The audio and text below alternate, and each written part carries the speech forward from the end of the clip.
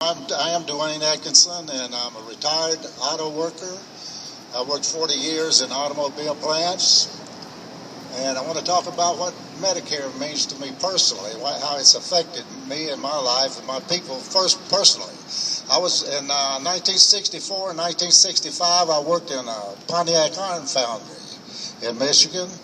And that was a real progressive time when President Lyndon Johnson got through a lot of progressive legislation. He got the Voters' Rights Act, Civil Rights Act, and Medicare. That's what I'm talking about tonight, is Medicare. And we were all enthused about when he got that, because up till that point, if you were 65 years old or older, a catastrophic illness, a cancer, a heart trouble, or something like that would bankrupt you, would take your home and take everything.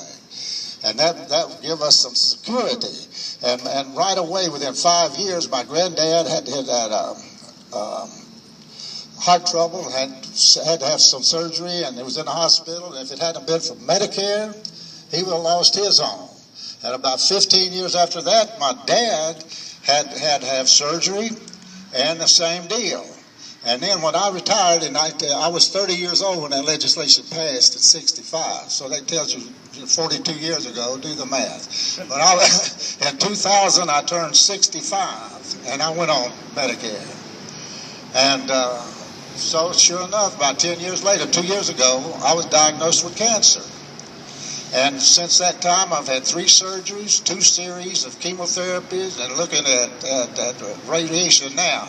And already I've spent in excess of $150,000. I haven't spent it. It cost $150,000 already. And if it wasn't for Medicare, I would be destitute.